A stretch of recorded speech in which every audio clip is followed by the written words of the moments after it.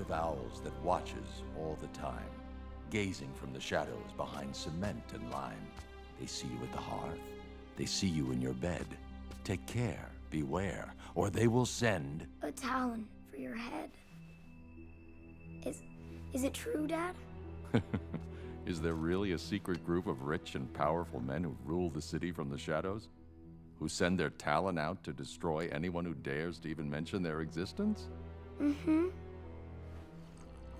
Absolutely not.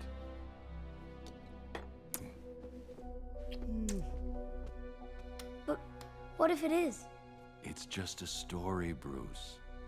There's no court of owls.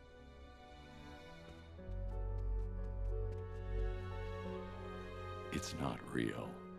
And even if it was, do you think we'd ever let anything bad happen to you? No, never. I promise. Your mother and I will always be here to protect you.